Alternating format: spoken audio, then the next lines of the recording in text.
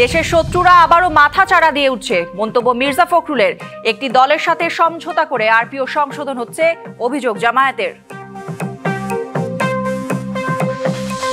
জুলাই সনদ সইয়ের দিনই জাতীয় অনৈক্য তৈরি হয়েছে, মন্তব্য নাহিদ ইসলামের। সনদের আইনি ভিত্তির জন্য নির্বাহী আদেশ দিতে হবে ডক্টর ইউনূসকেই। মানবতা বিরোধী অপরাধের মামলায় আওয়ামী লীগ নেতা হানিফ সহ 4 আসামির বিচার শুরু, সবার বিরুদ্ধে গ্রেপ্তারি পরোয়ানা জারি। কুষ্টিয়ার স্বাস্থ্য বিভাগ ডুবছে 2 চিকিৎসক ভাইয়ের অপকর্মে। সার্জন না হয়েও করেন অপারেশন, লাখ লাখ টাকায় নিয়োগ পরীক্ষার প্রশ্ন ফাঁসের অভিযোগ। ক্যামব্রিজশায়ারে লন্ডনগামী ট্রেনে ছুরির হামলায় আহত 10, তাদের মধ্যে 9 জনের অবস্থা আশঙ্কাজনক, 2 জনকে আটক করেছে পুলিশ। দেখছিলেন নাসির সিনটেক্স অ্যালুমিনিয়াম সংবাদ শিরোনাম। এবার জানাবো খবরের বিস্তারিত। আপনাদের সাথে আছি আমি কাঞ্জুম কৌরি। দেশের শত্রুরা আবারও মাথা চাড়া দিয়ে উঠছে এবং অপতথ্য ছড়িয়ে নৈরাজ্য তৈরির অপচেষ্টা চলছে বলে অভিযোগ করেছেন বিএনপি মহাসচিব মির্জা ফখরুল ইসলাম আলমগীর। 7 নভেম্বর উপলক্ষে 10 দিন ব্যাপী বিভিন্ন কর্মসূচি হাতে নেয়ার কথা জানান তিনি। এদিকে রাজধানীতে আরেক অনুষ্ঠানে দলের আরেক নেতা গয়েশ্বর রায় বলেছেন, বিএনপি মাঠে নামলে অন্তর্বর্তী সরকারের ক্ষমতায় টিকে থাকা কঠিন হয়ে পড়বে। রাজধানী নয়াপল্টনে বিএনপি কেন্দ্রীয় কার্যালয়ে দলের যৌথ সভা অনুষ্ঠিত হয়েছে। সভায় সভাপতিত্ব করেন মহাসচিব মির্জা ফখরুল ইসলাম আলমগীর। আগামী 7 নভেম্বর উপলক্ষে 10 দিনব্যাপী বিভিন্ন কর্মসূচি হাতে নেয় দলটি। তাই 7 নভেম্বর আমাদের কাছে জাতির কাছে অত্যন্ত গুরুত্বপূর্ণ একটা দিন। পরে দলের মহাসচিব মির্জা ফখরুল বলেন, দেশের শত্রুরা আবারও মাথা চাড়া দিয়ে উঠছে, তাই সবাইকে সতর্ক থাকতে হবে। আমরা দেখছি যে বাংলাদেশের শত্রুরা তারা আবার মাথা চাড়া দিয়ে উঠতে শুরু করেছে, মাথা তুলে উঠতে শুরু করেছে। আজকের যে রাজনৈতিক প্রেক্ষাপট, যখন একটা অনিশ্চয়তার হতাশার মধ্যে চলে যাচ্ছে এবং প্রত্যেকটি মানুষ বারবার চিন্তা করছে কি হবে, কি হতে পারে। একটি দল নানা দাবি তুলে এবং অপপ্রচার চালিয়ে নির্বাচন পেছানোর ষড়যন্ত্র ও বিএনপির বিরুদ্ধে প্রোপাগান্ডা ছড়াচ্ছে বলেও অভিযোগ করেন তিনি। আমরা দেখছি যতই সময় যাচ্ছে ততই বাংলাদেশে একটা অ্যানার্কিক সিচুয়েশন, একটা পুরোপুরি একটা নৈরাজ্য সৃষ্টি করার অপচেষ্টা চলছে। দুর্ভাগ্যক্রমে আমরা দেখছি যে সোশ্যাল মিডিয়াতেও সেই প্রোপাগান্ডা, আপনার মিসইনফরমেশন, মিথ্যা প্রচার দিয়ে বাংলাদেশে একটা আপনার নৈরাজ্য সৃষ্টি করার প্রক্রিয়া চলছে। এদিকে সকালে ড্যাবের নবগঠিত কমিটিকে সঙ্গে নিয়ে বিএনপির প্রতিষ্ঠাতা সাবেক রাষ্ট্রপতি শহীদ জিয়াউর রহমানের সমাধিতে শ্রদ্ধা জানান দলের স্থায়ী কমিটির সদস্য গয়েশ্বর চন্দ্র রায়। জাতির সাথে এই 7 জন কমিশনার যে প্রতারণা করছে কোনো ক্ষেত্রে বা ধোঁকা দেওয়ার চেষ্টা করছে, ধোঁকা বানানোর চেষ্টা করছে, এটা সাধারণ মানুষই করছে। আমরা যেহেতু সুষ্ঠু অবাধ নির্বাচন চাই, তাই হয়তো যেভাবে প্রতিবাদ করার কথা আমাদের পক্ষ থেকে, আমরা সেভাবে প্রতিবাদ করছি না। পরে তিনি অন্তর্বর্তী সরকারকে জুলাই সনদের পরিবর্তন নিয়ে ব্যাখ্যা দাবি করেন। বিজয় কুমার দাস, ডিবিসি নিউজ, ঢাকা। জুলাই সনদ বাস্তবায়নের সুপারিশকে প্রহসনমূলক ও প্রতারণা বলছে বিএনপি। এতে বেশ কিছু অসঙ্গতিও সামনে এনেছে দলটি। কিছু দফা অগোচরে সংশোধন করেছে ঐকমত্য কমিশন, আছে এমন গুরুতর অভিযোগও, যেমন সংবিধানের 150-এর 2 অনুচ্ছেদ। দলটি বলছে, সুপারিশে যে আদেশের কথা বলা হয়েছে তা জারি করার এখতিয়ার এই সরকারের নেই। বলা হচ্ছে, সংস্কার পরিষদ গঠন নিয়ে কখনো আলোচনাই হয়নি। প্রশ্ন আছে উচ্চকক্ষের প্রতিনিধি নির্বাচন নিয়েও। জুলাই সনদ সইকে ঐতিহাসিক বললেও এর বাস্তবায়ন নিয়ে ঐকমত্য কমিশনের দেয়া সুপারিশের অনেকগুলো বিষয় মানতে পারছে না বিএনপি। কারণ হিসেবে এর নানা অসঙ্গতি সামনে এনেছে দলটি। তাদের অভিযোগ, ঐকমত্যের ভিত্তিতে সম্মত কয়েকটি দফা অগোচরে সংশোধন করা হয়েছে। যেমন, দলগুলো সম্মতিপত্র দেওয়ার পরও শেখ মুজিবুর রহমানের ছবি বিভিন্ন সরকারি বেসরকারি অফিসে টাঙ্গানো সংক্রান্ত বিধান বিলুপ্তি করার বিষয়টি সনদে অন্তর্ভুক্ত করা হয়নি। একই সঙ্গে সংবিধানের 150-এর 2 অনুচ্ছেদ পুরোপুরি বিলুপ্ত করতে সব দল একমত হলেও অগোচরে তার সংশোধনী আনা হয়েছে। সম্মত কয়েকটি দফা আমাদের অগোচরে পুনরায় সংশোধন করা হয়েছে। সুপারিশে বাস্তবায়ন আদেশের প্রসঙ্গ টেনে এই আদেশ জারির এখতিয়ার সরকারের নেই বলছে বিএনপি। যুক্তি হচ্ছে, সংবিধানের 152 অনুচ্ছেদ অনুসারে আদেশ আইনের মর্যাদা প্রাপ্ত, অতএব সেটি জারি করা রাষ্ট্রপতির এখতিয়ার। সরকারের এরকম আদেশ জারি করার এখতিয়ার নাই। সংবিধান সংশ্লিষ্ট তফসিলে একে বর্ণিত 48টি দফার উপরে গণভোট হবে, কিন্তু এই সব দফার বিপরীতে দলগুলোর মতামত, ভিন্ন মত বা নোট অফ ডিসেন্ট উল্লেখ করা হয়নি। অর্থাৎ কমিশনের প্রস্তাব ও সুপারিশ একতরফা ও চাপিয়ে দেওয়ার অভিযোগ বিএনপির। ঐক্যমত্য কমিশনের প্রস্তাব এবং সুপারিশ একপেশে ও জবরদস্তিমূলক জাতির উপর চাপিয়ে দেওয়ার চেষ্টা করা হয়েছে। অন্যদিকে সংবিধান সংস্কার পরিষদ গঠনের বিষয়টি ঐকমত্য কমিশনের এজেন্ডাভুক্ত ছিল না জানাচ্ছে বিএনপি। একই সঙ্গে নির্বাচন কমিশন সাংবিধানিকভাবে জাতীয় সংসদ এবং রাষ্ট্রপতি নির্বাচন করতে পারলেও এই পরিষদ গঠনের লক্ষ্যে নির্বাচনের দায়িত্বপ্রাপ্ত নয় নির্বাচন কমিশন, এমনটাও বলছে দলটি। আবার বিকল্প হিসেবে 270 দিন বা 9 মাসের মধ্যে ওই পরিষদ সংস্কার করতে ব্যর্থ হলে স্বয়ংক্রিয়ভাবে প্রস্তাবগুলো সংবিধানে অন্তর্ভুক্ত হওয়ার যে বিধান সুপারিশে আনা হয়েছে তা অযৌক্তিক দাবি বিএনপির। তাদের তথ্য, সংসদে যে কোনো বিল রাষ্ট্রপতির অনুমোদন প্রাপ্তির পরেই কেবল আইনে পরিণত হয়। স্বয়ংক্রিয়ভাবে সংবিধানে অন্তর্ভুক্ত হবে, যা সম্পূর্ণ অযৌক্তিক, উদ্দেশ্য প্রণোদিত ও হাস্যকর। সুপারিশে আছে নিম্নকক্ষের প্রাপ্ত ভোটের আনুপাতিক হারে আসনের মধ্য দিয়ে উচ্চকক্ষ গঠিত হবে। এরকম কোনো সিদ্ধান্ত আগের বৈঠকে হয়নি বলছে বিএনপি। যেটি হয়েছে তা হলো উচ্চকক্ষ হবে 100 সদস্যের, তবে কোন পদ্ধতিতে তারা নির্বাচিত হবেন তা নিয়ে বৈঠকে কোনো সিদ্ধান্ত আসেনি। হঠাৎ করে নিয়ে এসে সুপারিশ দেয়া এবং জাতিকে বিভ্রান্ত করা, এখানে অনৈক্য সৃষ্টি করা, বিভক্ত করা তো জাতীয় ঐক্যমত্য কমিশনের কর্ম হতে পারে না। গত 17 অক্টোবর জাতীয় সংসদের দক্ষিণ প্লাজার অনুষ্ঠানে প্রণীত জুলাই সনদের অঙ্গীকারনামায় সই করলেও সনদের চূড়ান্ত কপি সামনে উপস্থাপন করা হয়নি বলে অভিযোগ আছে বিএনপির। ডান পাশের সমস্ত মতামত ওমিট করে গিয়েছে, বাদ দিয়ে দিয়েছে। জুলাই সনদ বাস্তবায়ন নিয়ে এতগুলো অসঙ্গতি তুলে ধরার পাশাপাশি গণভোট নির্বাচনের আগে হওয়ার কোনো সুযোগ নেই উল্লেখ করে নির্বাচনের দিনে গণভোট হওয়াকেই যৌক্তিক বলছে বিএনপি। আনোয়ার হোসেন, ডিবিসি নিউজ, ঢাকা। সরকার একটি দলের সঙ্গে গোপন সমঝোতা করলে ন্যাক্কারজনকভাবে লেভেল প্লেইং ফিল্ড ভঙ্গ হতে পারে বলে মন্তব্য করেছেন জামায়াত ইসলামীর সেক্রেটারি জেনারেল মিয়া গোলাম পরওয়ার। সকালে এক বিবৃতিতে এমন দাবি করে তিনি বলেন, গোপন সমঝোতা করে সরকার আরপিওর সর্বশেষ সংশোধনী বাতিল করে কোনো নিবন্ধিত দলের প্রার্থী জোটভুক্ত অন্য দলের প্রতীকে প্রতিদ্বন্দ্বিতা করতে পারবেন বলে আদেশ জারি করতে পারে। নির্বাচনী জোট গঠিত হলেও প্রার্থীদের নিজ নিজ দলের প্রতীকে জাতীয় নির্বাচনে অংশগ্রহণ করতে হবে। গত 23 অক্টোবর এমন বিধান সংযোজন করে আরপিও সংশোধনের খসড়া অনুমোদন করে অন্তর্বর্তী সরকার। জামায়াতের অভিযোগ, বিএনপির একজন নেতার সঙ্গে সরকারের এক উপদেষ্টার জেন্টলম্যান এগ্রিমেন্টের কারণে সেই সংশোধনী বাতিল হতে পারে। জুলাই সনদ সইয়ের দিনই রাজনৈতিক দলগুলোর মধ্যে অনৈক্যের সৃষ্টি হয়েছে, যা জাতির সাথে প্রতারণা বলে মন্তব্য করেছেন জাতীয় নাগরিক পার্টির আহ্বায়ক নাহিদ ইসলাম। একদল জুলাই সনদ ভেস্তে দিচ্ছে, আরেক দল নির্বাচন পিছিয়ে দিচ্ছে অভিযোগ করে নাহিদ বলেন, সনদের আইনি ভিত্তি দিতে রাষ্ট্রপতি নয়, প্রধান উপদেষ্টাকে নির্বাহী আদেশ দিতে হবে। দেশের চলমান রাজনীতি এখন সরগরম জুলাই সনদ বাস্তবায়নের সুপারিশ, সনদের আইনি ভিত্তি, গণভোট, নির্বাচন আর জাতীয় ঐক্য অনেকের হিসেব নিকেশ নিয়ে। আর এই বিষয়গুলো নিয়েই দুপুরে রাজধানীর বাংলা মোটরে জাতীয় নাগরিক পার্টি এনসিপির কার্যালয়ে সংবাদ সম্মেলনে দলের অবস্থান আবারও পরিষ্কার করেন আহ্বায়ক নাহিদ ইসলাম। যদি সংস্কারের পক্ষে কেউ না থাকে, বলেন, জুলাই সনদ সইয়ের দিন থেকেই রাজনৈতিক দলগুলোর মধ্যে অনৈক্যের সৃষ্টি হয়েছে, যা জাতির সাথে প্রতারণা। যারা আসলে কোনো ধরনের বাছ বিবেচনা ছাড়াই জুলাই সনদে স্বাক্ষর করেছে, স্বাক্ষরের মাধ্যমে জাতীয় অনৈক্য তৈরি করেছে, সেদিনই তারা জাতির সাথে প্রতারণা করেছিল। জুলাই আন্দোলনকারীদের নিরাপত্তা, জুলাই সনদের আইনি ভিত্তি নিয়ে কথা বলেন নাহিদ ইসলাম। জুলাই সনদ অবশ্যই এবং অবশ্যই ডক্টর মোহাম্মদ ইউনূসকে জারি করতে হবে। জুলাই সনদ যদি প্রেসিডেন্ট, তথাকথিত প্রেসিডেন্ট যিনি আছেন তার থেকে জারি হয়, প্রেসিডেন্ট অফিস থেকে জারি হয়, তাহলে এই জুলাই সনদের কোনো আইনি এবং রাজনৈতিক ভিত্তি তৈরি হবে না।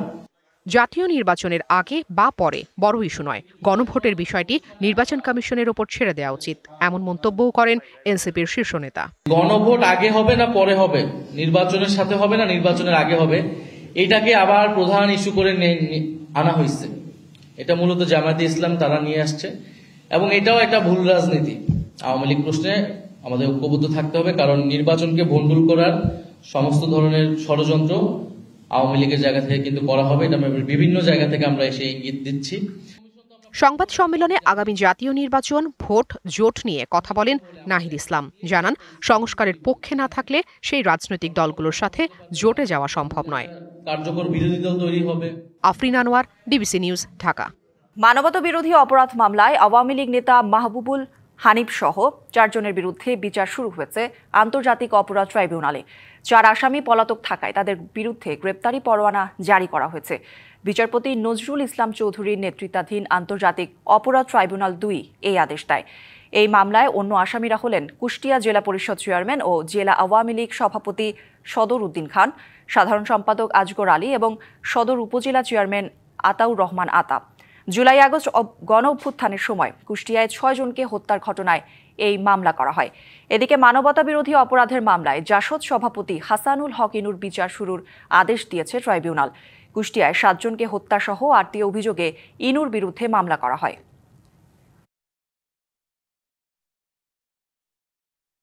কুষ্টিয়া শহরে 5ই আগস্টে 6 জন ব্যক্তিকে তার পরামর্শ নির্দেশে সেখানকার পুলিশ এবং প্রশাসন, আওয়ামী লীগ, যুবলীগ, ছাত্রলীগ, 14 দলীয় জোট মিলিয়ে এই 5 জন ছাত্র জনতাকে হত্যা করা, এই সব মিলিয়ে 8টি অভিযোগ তার বিরুদ্ধে গঠন করা হয়েছে।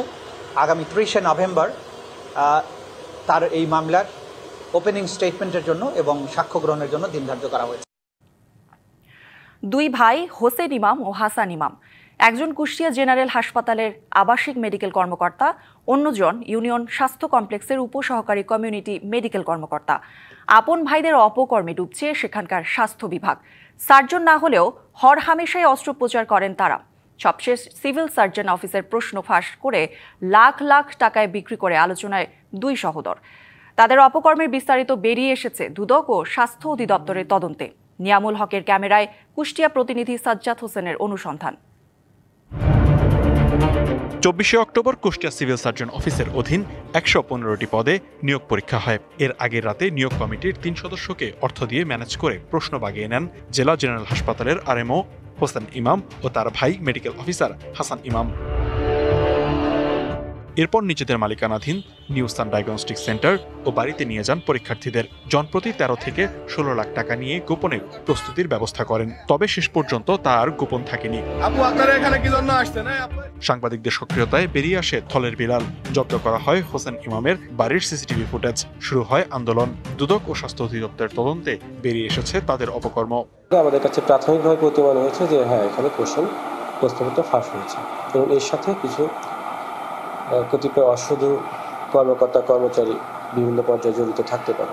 বিতর্কিত যে বাড়ি, সে বাড়ি থেকে আমরা তাদের যে সিসিটিভি ক্যামেরা, সেই ফুটেজ সংগ্রহ করেছি। চিকিৎসা কর্মকর্তা বলেছেন যে ওনার বিষয়টা আমরা দেখব এবং একই সাথে আরেকজন ওনার ওই চিকিৎসা কর্মকর্তার সম্ভবত আত্মীয় আরেকজন এটার সাথে সম্পৃক্ত। আমরা ওনার কতটুকু সম্পৃক্ততা আছে আমরা একটু যাচাই করব। দ্রুত পরীক্ষা বাতিল ও অভিযুক্তদের পদ থেকে অপসারণ চান আন্দোলনকারীরা। এদিকে তদন্ত কমিটির জেরার পর হোসেন ইমাম মোটরসাইকেলে পালিয়ে যাওয়ার চেষ্টা করলে তাকে মারধর করে জনতা। বিভিন্ন শিক্ষার্থীদেরকে সেসব ক্যাম্পে নিয়ে গিয়ে তারপরে তাদেরকে প্রশ্নপত্র দিয়েছে এবং এক সেট প্রশ্নপত্রের উত্তরপত্র আমরা পেয়েছি। এই উত্তরপত্রটা মূলত ওখান থেকেই। অতি সত্বর বিভাগীয় তদন্তের মাধ্যমেই তাদেরকে আইনের আওতায় নিয়ে আসতে হবে। এছাড়া 2020 সালের 9 মার্চ সিজার অপারেশনের সময় ভুলে নারী কাটায় অতিরিক্ত রক্তক্ষরণে মারা যান গৃহবধূ ফাতেমা। মামলা হলে গ্রেপ্তার হন হাসান ইমাম, বরখাস্ত হন চাকরি থেকে। পরে টাকার বিনিময়ে মামলা আপোষ করলে চলতি বছর ফিরে পান চাকরি। সিজার করতে যাই মারা গেছে, নারী কাটি ফেলা দিয়েছিল।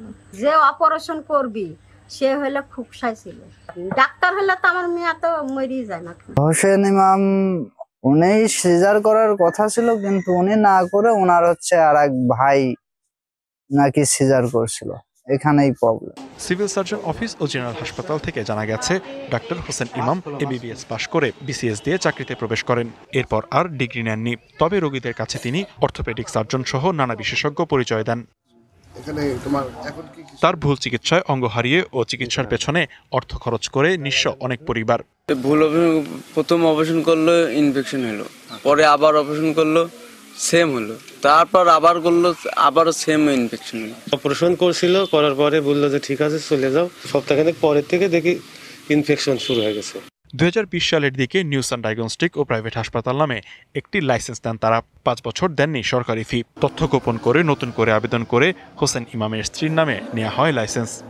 মালিক তো হচ্ছে ক্লিনিকের হোসেন ইমাম, ওই ভাড়া নিয়েছিল ডাক্তার হোসেন ইমাম। দুই ভাইয়ের বিরুদ্ধে অভিযোগের তদন্ত চলার কথা জানান সিভিল সার্জন। এই বিষয়ে একটা অভিযোগ এসেছিল, আমরা তখন তত্ত্বাবধায়ককে বলেছি এটা রিপোর্ট করে আমাদেরকে জানানোর জন্য। আজকে যদি মূল আসামিরা যদি ধরা ছোঁয়ার বাইরে থেকে যায় তাহলে কালকে একই ঘটনা ঘটবে। হোসেন ইমাম ও হাসান ইমাম একসাথে ছুটি নিয়েছেন। অভিযোগ অস্বীকার করে নিজেদের দাবি করেন নির্দোষ। ওই দিনের পুরো ঘটনাটাই আসলে আমি স্পষ্ট করে বলছি, যে আমার একদমই জানার বাইরে, এবং আমি খুব দায়িত্ব নিয়ে বলছি এর সাথে আমার কোনো রকম সংশ্লিষ্টতা নাই। হোসেন ইমাম ও হাসান ইমামের বিরুদ্ধে অফিস ফাঁকি দিয়ে ক্লিনিকে রোগী দেখা, দালাল সিন্ডিকেট পোষাসহ নানা অভিযোগ আছে। DBC news desk. দালালের মাধ্যমে পাড়ি জমান সুদানে। চাকরি মিললেও ছিনতাইকারীদের কবলে পড়ে হারান পাসপোর্ট সহ জরুরি সব নথি। 2 দফা জেলেও যেতে হয়। আর এসব ঘটনা ঘটে সুদানের 2 দশক ধরে নিখোঁজ গাইবান্ধার সুন্দরগঞ্জের বাসিন্দা ময়নুল হকের সাথে। একসময় অনিশ্চিত হয়ে পড়েছিল তার দেশে ফেরা। অবশেষে সেনাবাহিনীর সহায়তায় দেশে ফিরেছেন তিনি।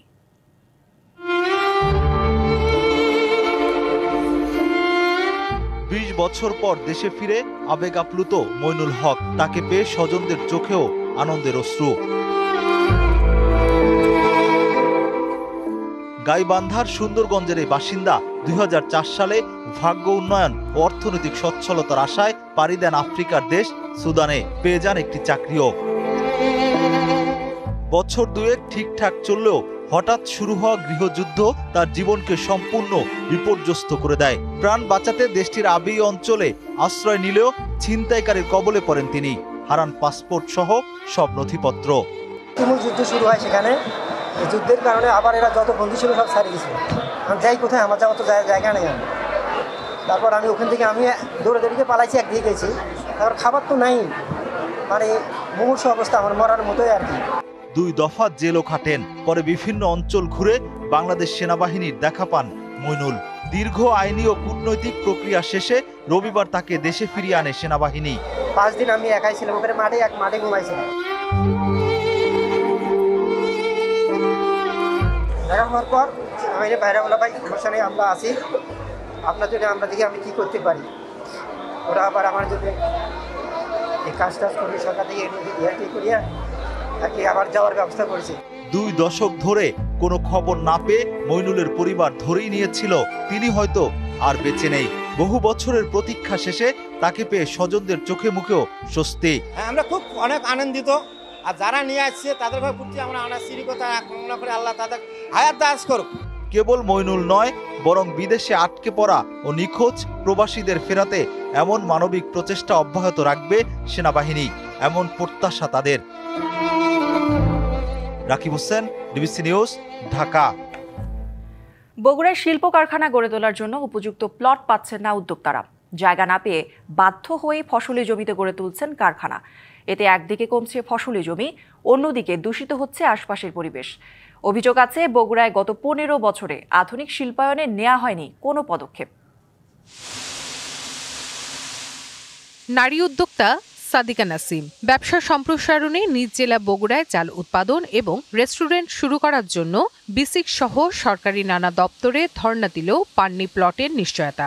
বাধ্য হয়ে মিল স্থাপনের জন্য বেছে নেন ফসলি জমি। আমি বিসিকে গিয়েছি এবং বিভিন্ন জায়গায় গিয়েছি যেগুলো যেন আমাকে একটা শিল্প উন্নয়ন করার জন্য একটা প্লট দেওয়া হয়, কিন্তু দুঃখের বিষয় আমি এখনো পর্যন্ত সেই প্লট পাই নাই। সাদিকার মতো জেলার অনেকেই ব্যবসায় আগ্রহী হলেও পথের কাঁটা হয়ে দাঁড়াচ্ছে এক টুকরো উপযুক্ত জমি। কৃষি যন্ত্রাংশ, লাইট ইঞ্জিনিয়ারিং, হালকা প্রকৌশল, বিভিন্ন খাতের উদ্যোক্তারা ধন্যা দিচ্ছেন একটা প্লটের জন্য। আমরা কিন্তু জায়গা দিতে পারছি না। 2005 সালে পাইপলাইনে গ্যাস সরবরাহ চালুর পর বগুড়ায় শিল্পায়ন ঘিরে সম্ভাবনা তৈরি হয়। অভিযোগ রয়েছে গেল 15 বছরে কার্যকর পদক্ষেপ না নিয়ে উল্টো দ্বিতীয় বিসিক শিল্পনগরী, বিসিক শিল্প পার্ক এবং অর্থনৈতিক অঞ্চল প্রকল্পের নামে কেবল আশ্বাসই দেয়া হয়েছে। যেহেতু এখানে হচ্ছে বিএনপির ঘাঁটি বলে সবাইকে, এই কারণে বগুড়াকে ছোট করে দেখা হয়েছে। আশা করি এখন যে সরকারি আসবে আমরা চাই যে আমাদের বগুড়ার উন্নতি চাই এবং বগুড়া এখন আর এই ফাইলবন্দি যেন না হয়ে থাকে। পরিবেশবিদরা বলছেন, আবাসিক এবং কৃষি জমিতে কারখানা স্থাপনে দূষিত হচ্ছে এলাকার পরিবেশ। পরিবেশ বিপর্যয় হচ্ছে জেনেও আমরা কৃষি জমিতে চলে যাচ্ছি। আবাসিক এলাকাতে আমাদের শত শত লাইট ইঞ্জিনিয়ারিং ওয়ার্কশপ রয়েছে। তো আমরা জানি যে এটা ক্ষতিকর, কিন্তু আমাদের উপায় নেই। সেক্ষেত্রে বর্জ্য নিষ্কাশনের ব্যাপার থাকে এবং সেখানে পরিবেশ দূষিত হচ্ছে। তবে বিসিক কর্তৃপক্ষ বলছে, সরকার পতনের পর বন্দি দশা থেকে মুক্ত হয়েছে শিল্প পার্ক স্থাপন সংক্রান্ত প্রকল্পের ফাইল। পরিচালনা পরিষদের পরিচালকের দায়িত্ব আমি পাবার পরে সেটি নতুন করে আবার ফাইলটি ওঠানো হয় এবং ইতিমধ্যেই কার্যক্রম শুরু হয়েছে। এটা রংপুর হাইওয়ের আশেপাশে, এটার নাম হবে উত্তরাঞ্চল কৃষিভিত্তিক শিল্প পার্ক। উৎপাদনমুখী বগুড়াকে শিল্পের শহরে রূপ দিতে প্লট বরাদ্দ এবং ব্যবসা সম্প্রসারণে উদ্যোক্তাদের সহায়তা করবে কর্তৃপক্ষ, এমনটা প্রত্যাশা বগুড়াবাসীর। রিফাত তাসনোভা, ডিবিসি নিউজ। জাটকা শিকারের নিষেধাজ্ঞা থাকলেও পটুয়াখালীতে তা মানা হচ্ছে না। অবাধে চলছে জাটকা ধরা ও বিক্রি। স্থানীয়দের অভিযোগ, আইন প্রয়োগে শিথিলতা ও পর্যাপ্ত নজরদারির অভাবে জেলেরা নির্বিঘ্নে জাটকা শিকার করছেন।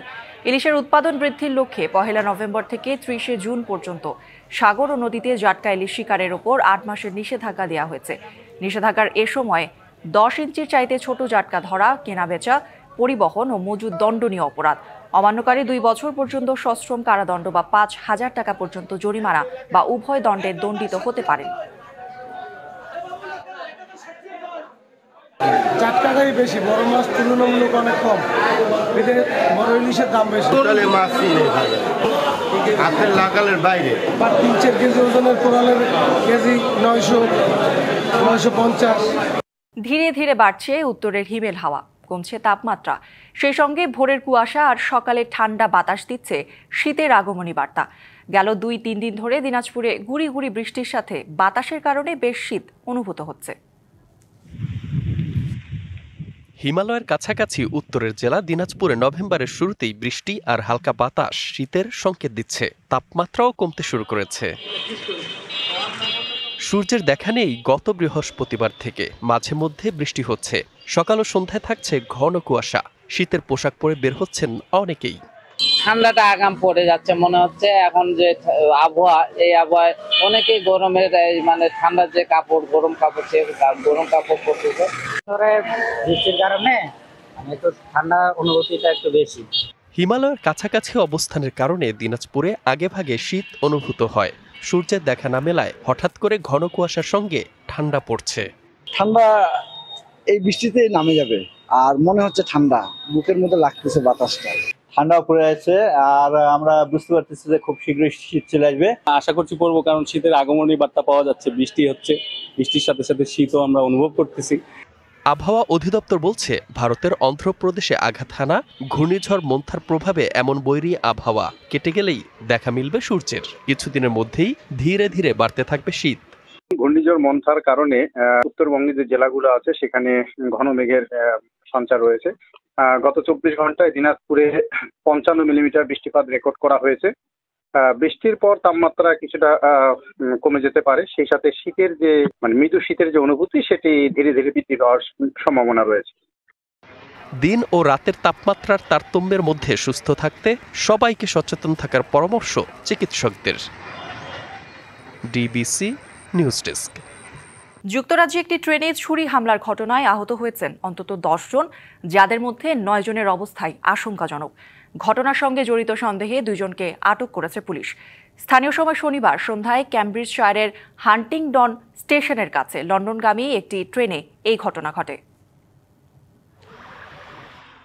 স্থানীয় সময় শনিবার সন্ধ্যা 6:25 যুক্তরাজ্যের সাউথ ইয়র্কশায়ারের ডনকাস্টার শহর থেকে রাজধানী লন্ডনের কিংস ক্রসের উদ্দেশ্যে রওনা দেয় একটি যাত্রীবাহী ট্রেন। যাত্রা শুরুর 1 ঘন্টা 15 মিনিট পর ক্যামব্রিজশায়ারের হান্টিংডন স্টেশনের কাছাকাছি পৌঁছানোর পর চলন্ত ট্রেনেই ঘটে ছুরিকাঘাতের ঘটনা। প্রত্যক্ষদর্শীরা জানান, এক ব্যক্তির হাতে ছিল বড় আকারের একটি ছুরি আর চারপাশে ছিল রক্তের চিহ্ন। হামলার সময় আতঙ্কে অনেক যাত্রী ট্রেনের বাথরুমে আশ্রয় নেন। আতঙ্কে পালানোর চেষ্টার সময় ধাক্কাধাক্কিতে আহত হন কয়েকজন। ট্রেনটি যখন হান্টিংটন স্টেশনের কাছাকাছি পৌঁছলো তখনই একজন যাত্রী টলতে টলতে আমাদের কামরায় আসলেন। এসেই বললেন তাকে ছুরিকাঘাত করা হয়েছে। তারপরই রক্তাক্ত অবস্থায় তিনি মাটিতে লুটিয়ে পড়েন। পরে জানতে পেরেছি যে আরও অনেকেই ছুরিকাঘাতে আহত হয়েছেন। ট্রেনটি হান্টিংটন স্টেশনে থামার সাথে সাথেই পুলিশ সদস্যরা ট্রেনে তল্লাশি চালায়। হামলার ঘটনায় অভিযুক্তদের আটকের পাশাপাশি আহতদের পাঠানো হয় হাসপাতালে। ব্রিটিশ প্রধানমন্ত্রী কিয়ার স্টারমার এ ঘটনায় গভীর উদ্বেগ জানিয়েছেন। তদন্তের প্রাথমিক পর্যায়ে গুজব বা অনুমান নির্ভর মন্তব্য থেকে বিরত থাকার আহ্বান জানান ব্রিটিশ স্বরাষ্ট্রমন্ত্রী শাবানা মাহমুদ। আব্দুল আল মারুফ, ডিবিসি নিউজ ডেস্ক। লুভ মিউজিয়ামে চুরির ঘটনায় আরও 2 জনের বিরুদ্ধে অভিযোগ আনা হয়েছে বলে জানিয়েছেন প্যারিসের প্রসিকিউটর। একজন 38 বছর বয়সী নারী এবং অন্যজন 37 বছর বয়সী পুরুষের বিরুদ্ধে চুরি ও অপরাধমূলক ষড়যন্ত্রের অভিযোগ আনা হয়েছে। 2 জনই তাদের অপরাধ অস্বীকার করেছেন। এর আগে গ্রেপ্তার হওয়া 2 জন চুরির কথা স্বীকার করছেন। এছাড়া ফ্রান্সের রাজধানী ও আশপাশের এলাকায় গ্রেপ্তার হওয়া 5 জনের মধ্যে 3 জনকে ছেড়ে দেওয়া হয়েছে। লুভ থেকে 88 মিলিয়ন ইউরো মূল্যের গহনা চুরি হয়। কয়েকদিনের বৃষ্টিতে উত্তরে কয়েকটি জেলার হাজার হাজার বিঘা জমির ধান সহ শীতকালীন সবজির ব্যাপক ক্ষতি হয়েছে। ফলন ঘরে তোলার আগ মুহূর্তে আধা পাকা ধান নষ্ট হয়ে যাওয়ায় শঙ্কা এবং দুশ্চিন্তায় আমন চাষিরা। মাঠে কি পরিমাণ ক্ষতি হয়েছে যাচাই বাছাই করে মন্ত্রণালয়ে পাঠানো হবে বলে জানিয়েছে কৃষি বিভাগ। 3 দিন ধরে টানা বৃষ্টি সঙ্গে ঝড়ো হাওয়া। বৈরী আবহাওয়ার কারণে ব্যাপক ক্ষতি হয়েছে নাটোরের বিভিন্ন উপজেলার কয়েকশো হেক্টর জমির ফসলের। ঝড়ো হাওয়ায় রোপা আমন ধান নুয়ে পড়েছে পানিতে। এছাড়া পেঁয়াজ ও রসুনের ক্ষেত ডুবে নষ্ট হয়েছে ফসল। সামনে যেসব ফসল রোপণের কথা রয়েছে তাও পিছিয়ে যাওয়ার শঙ্কা দেখা দিয়েছে। এমন পরিস্থিতিতে হতাশ কৃষক। আমাদের কৃষকের দুরবস্থা, এখন কৃষকেরা দিশেহারার মতো হয়েছে। তা আমাদের যে লাভের আশা করেছিলাম, লাভের আশা তো দূরে থাক, আমাদের লসের পাল্লায় পড়ে গেছি। দমকা বাতাস আর বৃষ্টিতে দিনাজপুরে মাঠে থাকা আমন ধান ও আলুর ব্যাপক ক্ষতি হয়েছে। মাঠে পানি জমে থাকায় নষ্ট হচ্ছে আলু। ফসল কাটার আগ মুহূর্তে এমন বৈরী আবহাওয়ায় দুশ্চিন্তায় কৃষক। জমে থাকা পানি বের করে দেওয়ার পরামর্শ কৃষি কর্মকর্তাদের। ধানের কাছে তো শুধু সব জায়গা 5-6 বিঘা আমার শুধু গিয়েছে সব জায়গা। আলু ওই তো পানি লাগিয়া আলু পচি যাবেই আলু। এদিকে ভারী বৃষ্টিতে চাঁপাইনবাবগঞ্জের বিভিন্ন এলাকার 4,500 হেক্টর জমির ফসল নষ্ট হয়েছে। মাঠগুলো থেকে পানি নেমে গেলেও ধান, মাসকলাই, সরিষা সহ শীতকালীন সবজির ব্যাপক ক্ষতি হয়েছে। হাজার হাজার বিঘা জমি ভালো ক্ষতি। এই যে দেখছেন পড়ে গেছে ধান। যে মাসকলাই, তারপরে সরিষা, এই পেঁয়াজ, রসুন এগুলা আমরা আইঘর করে লাগাইছিলাম, বলেছিলাম, এগুলো সব কিছুই আপনার ক্ষয়ক্ষতি হয়ে গেছে। বৃষ্টির কারণে রবি মৌসুমের চাষাবাদে দেরি হতে পারে। কৃষককে সব ধরনের সহায়তার আশ্বাস দিয়েছে কৃষি সম্প্রসারণ অধিদপ্তর। চাঁপাইনবাবগঞ্জ জেলাতে গড়ে 191 মিলিমিটার বৃষ্টি হয়েছে এবং চাঁপাইনবাবগঞ্জ সদরে সর্বোচ্চ 260 মিলিমিটার বৃষ্টি হয়েছে। এতে করে মাঠে বিদ্যমান আমন, আলু, সরিষা, সবজি, ভুট্টা, মাসকলাই সহ বেশ কিছু ফসল এই বৃষ্টির পানিতে আক্রান্ত হয়েছে। ভারী বৃষ্টিতে অনেক বাড়িঘর ডুবে আছে, ভেঙে গেছে রাস্তাঘাট, সেতু, কালভার্ট। আসিফ খান, ডিবিসি নিউজ।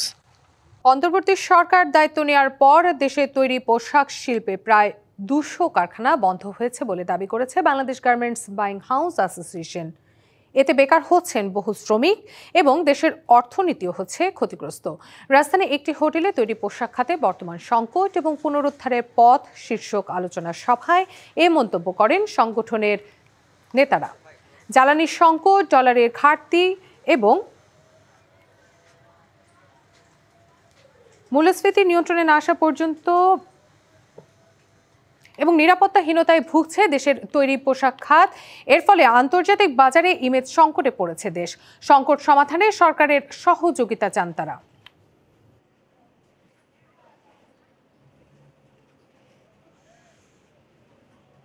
আমি জানি না আমার কোন ফ্যাক্টরিটা কখন বন্ধ হয়ে যাবে। আমি জানি না এখন আমার এই মালটা শিপমেন্ট হবে কি না। ইভেন আমাদের যে রাজনৈতিক অস্থিরতা বলেন, এটা হচ্ছে আপনার আইন শৃঙ্খলার অবনতি বলেন, এটা আসলে উই আর ফেসিং ট্রেমেন্ডিয়াস প্রবলেম। নির্বাচনকে ঘিরে যেন হুমকি না হয় সে বিষয়ে সতর্ক থাকার নির্দেশ দিয়েছে বাংলাদেশ ব্যাংক। দুপুরে বাংলাদেশ ব্যাংকের মুখপাত্র জানিয়েছেন এমন কথা। এ সময় তিনি বলেন, নির্বাচনের আগে দেশের বাইরে থেকে যেন বৈধ পথে অর্থ আসে তা নিশ্চিত করতে ব্যাংকগুলোকে নির্দেশনা দেয়া হয়েছে। এ সময় তিনি জানান, মূল্যস্ফীতি নিয়ন্ত্রণে না আসা পর্যন্ত নীতি সুদ হার কমাবে না বাংলাদেশ ব্যাংক। এর ফলে সহসায় কমছে না ঋণের সুদ হার। মুখপাত্র জানান, কেন্দ্রীয় ব্যাংক নানা উদ্যোগ নিলেও এখনো জিনিসপত্রের দাম বা মূল্যস্ফীতি কাঙ্ক্ষিত হারে কমেনি। এয়ারলাইন্স জিএসএ নিয়োগ আইন বাতিল হলে বেকার হবে 50,000 মানুষ, আর সরকার এর থেকে রাজস্ব হারাবে প্রায় 100 কোটি টাকা। এমন দাবি করে দেশের স্বার্থে বর্তমান আইন বহাল চান বিভিন্ন এয়ারলাইন্সে কর্মরত জিএসএ কর্মকর্তা কর্মচারীরা। রোববার জাতীয় প্রেস ক্লাবে এক মানববন্ধনে তারা বর্তমান আইন বহাল রাখার পক্ষে তাদের যুক্তি তুলে ধরেন। এ সময় রক্ষা এয়ারলাইন্সের গুণগত যাত্রী সেবা নিশ্চিতে বর্তমান আইন বহাল রাখা দরকার বলে জানান তারা। তাদের দাবি, জিএসএ ছাড়া কার্যক্রম পরিচালিত হলে অতীতের মতো আবারও এ খাতে দুর্নীতি বাড়ার পাশাপাশি অব্যবস্থাপনা এবং টিকিট সংকট তৈরি হবে। মূলধন ঘাটতির কারণে দেশের ব্যাংকগুলোর আর্থিক ভিত দিনে দিনে দুর্বল হচ্ছে। এতে করে বাড়ছে বিদেশি ব্যাংকের সঙ্গে আমদানি রপ্তানি, বাড়ছে বাণিজ্য ব্যয় এবং বিশ্লেষকরা মনে করছেন এমন সংকটে সহসায় কোনো সমাধান নেই। তাদের মতে সংকট উত্তরণে কেন্দ্রীয় ব্যাংকের উচিত ব্যাংকগুলোর কাছে দীর্ঘমেয়াদে পরিকল্পনা নেওয়া। সরকারি, বেসরকারি আর বিদেশি মিলে দেশে এখন ব্যাংকের সংখ্যা 61টি। কেন্দ্রীয় ব্যাংকের সবশেষ হিসাব অনুযায়ী এসব ব্যাংকের মূলধন ঘাটতির পরিমাণ 1,55,000 কোটি টাকা, যার মধ্যে 24টি ব্যাংক ন্যূনতম মূলধন রাখতেও ব্যর্থ হয়েছে। বিশ্লেষকরা বলছেন, মূলধন ঘাটতি থাকলে ব্যাংকের আর্থিক সক্ষমতা কমে, সেই সঙ্গে দুর্বল ভিতের কারণে বৈদেশিক বাণিজ্যেও মেটাতে হয় বাড়তি ব্যয়। এই ব্যাংকগুলো যে এলসি খুলবে বিদেশি ব্যাংকের উপরে, তখন সেই এলসির যারা গ্রহণ করবে তারা সেখানে চিন্তা ভাবনা করে যে এই ব্যাংকের অবস্থান ভবিষ্যতে কি হতে যাচ্ছে এবং তাদের এলসি গ্রহণ করবে কি করবে না। এলসি যদি গ্রহণ না করে তখন এই ব্যাংকের ক্লায়েন্ট যারা থাকেন তাদের আমদানি রপ্তানি ব্যবসা বাণিজ্য ব্যাহত হয়। অর্থাৎ একদিকে নতুন ফাইন্যান্স করা সেটাও সম্ভব হয়ে ওঠে না এবং বিদেশে এলসি খোলা সেখানেও সম্ভব হয়ে পড়ে না। তাহলে একটা ব্যাংকের আর কাজ কি থাকে? এ অবস্থায় ব্যাংকগুলোর মূলধন ঘাটতি মেটাতে বিশ্লেষকরা কেন্দ্রীয় ব্যাংককে তাগিদ দিচ্ছেন কার্যকর উদ্যোগ নেয়ার। রিকোয়ার্ড ক্যাপিটাল যদি আমি মেনটেন করতে না পারি তাহলে তো ব্যাংকটা ঝুঁকির মধ্যে সবসময় থাকে। ঝুঁকিপূর্ণ ব্যাংক হলো গ্রাহকের জন্য একটা বিপজ্জনক জায়গা। এই লুটপাটের কারণে ব্যাংকগুলো আমানত চলে গেছে, সঙ্গে সঙ্গে আমানত চলে যাওয়ার সঙ্গে সঙ্গে মূলধন ঘাটতিতেও পড়ে গেছে। দীর্ঘমেয়াদী পরিকল্পনা করতে হবে এবং সেই পরিকল্পনাটা হতে হবে খুবই বুদ্ধিদীপ্ত এবং বাস্তবসম্মত।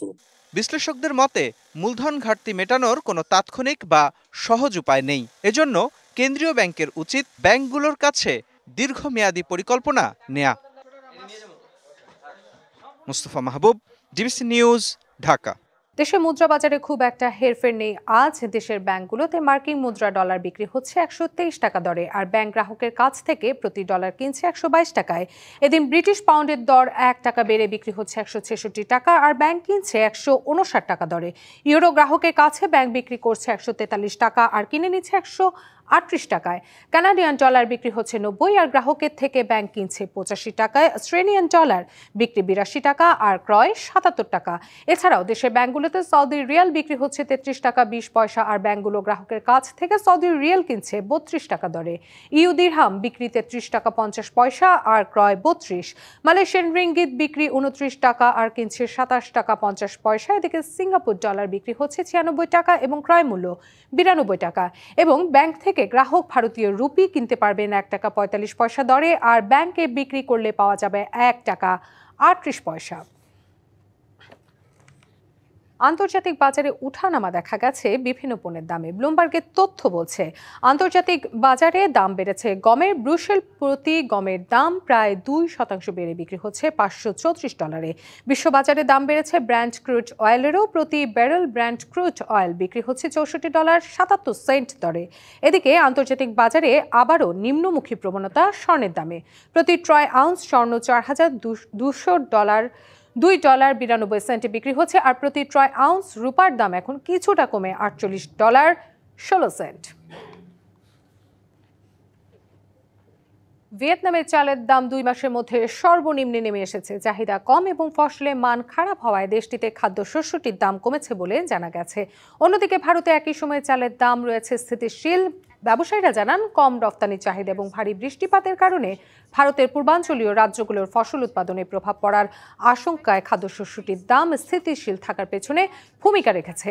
হিসেব বলছে ভারতের 5% খুদযুক্ত চালের দাম গত সপ্তাহে ছিল টন প্রতি $344 থেকে $350। এর আগের সপ্তাহেও দেশটিতে একই দামে চাল কেনাবেচা হয়েছে।